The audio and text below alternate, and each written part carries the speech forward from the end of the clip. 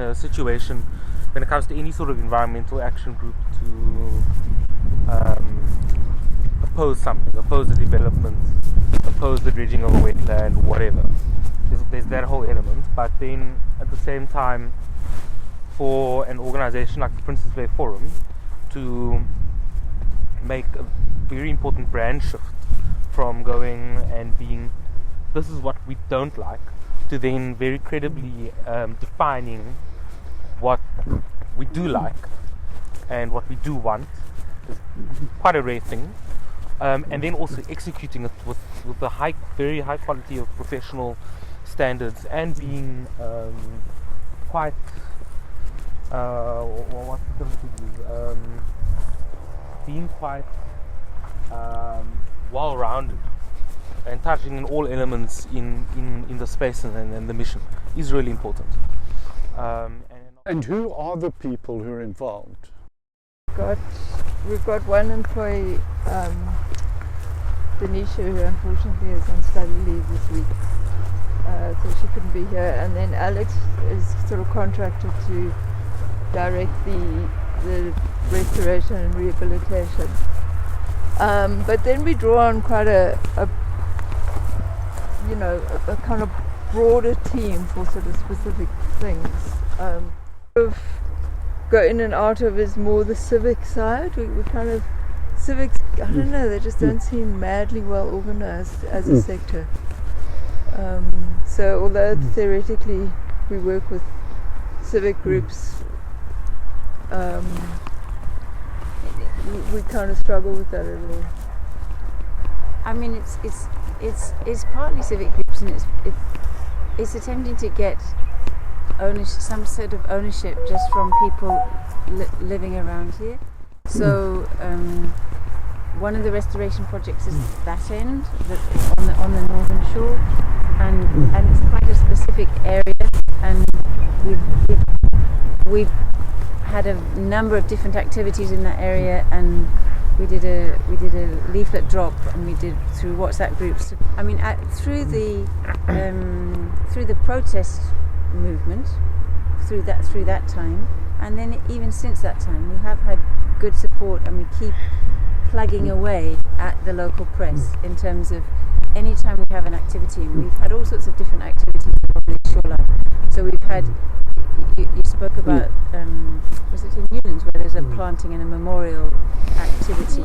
So we've done planting of trees in memory of people. So there's all sorts of different ways that we're trying to keep plugging away at the local community to get them involved, really. I mean, over there, the Bri area, there's been a lot of improvement to it because of support from the City of Cape Town, particularly through Kevin Southgate, who's the local ward councillor, and so huge improvements have been put there.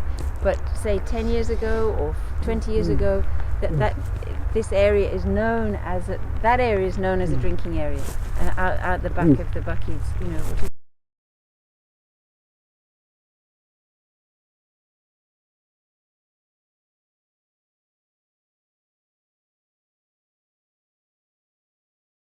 To contextualize what happened here from a restoration point of view, that's the original planting which we augmented in the first year of implementation of this project.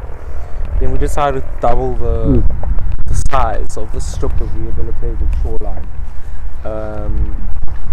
We decided to do that for various biodiversity and conservation returns, but also because this area is very well used, and we wanted to start a program to define the path. There's going to be a circulatory track going around Princess Vlei, and we wanted to start working along that. So yeah, it was roughly defined by this all the way down. There was a beautiful path that went on the other end as well.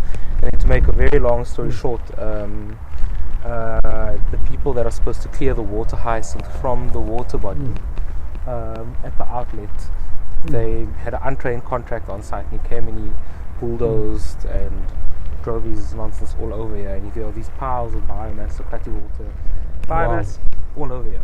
And this was recently. This was like This is this autumn. It was probably about 2 weeks before we were prepared to do our top-up planting on here. Yeah. Wow. I mean, the whole this water body should never have got into the state that it's got, the lands around it. It's one of the few sort of natural water bodies in Cape Town. And the only reason why it became so neglected was really for apartheid. It was because it was an area that sort of, you know, was a recreational area for people of colour, and it was kind of, you know, given very low value because of that. And when apartheid was still existing, but that legacy continued even through post-94. And the shopping mall was a very cynical sort of thing of, oh well, this land's degraded anyway, let's just build a shopping mall on it, kind of thing. And the community had a lot of, you know, and Alex can talk a little bit about his experience as a youngster coming here, but a lot of people had similar kind of experiences. And because of that, they resisted quite strongly.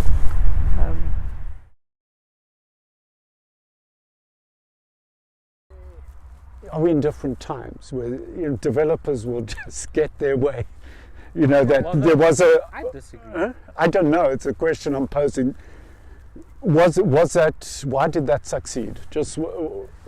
I think it succeeded. I don't know why it succeeded. We did find some slightly shady stuff in the tender process and in the EIA. The company doing the EIA had the same directors as the company. But both kind of threatened to go to court with that. There wasn't a lot of. It wasn't an ideal place for a shopping mall, actually. Yeah. In terms of they would have had to build roads coming off Prince George Drive, because obviously you can't have you know. So I think in some ways it was not practical, and I think they just decided, okay, let's concede on this one and we'll fight others. I think that's. Challenges, I imagine, you know, sort of the ideas of traditional conservationists that it's got to be totally enclosed, separate. I mean, this is an open space in a landscape that's had a rough time. Yeah, and exactly. But one is doing the work of. No, I think it's a very powerful case for. Concept here is that. And what we've done is we've been able to find millions of rands to fund a conservation project in an area that was otherwise written off. Not only have we done that, but we've changed the trajectory and the perception around that site in the community. We're doing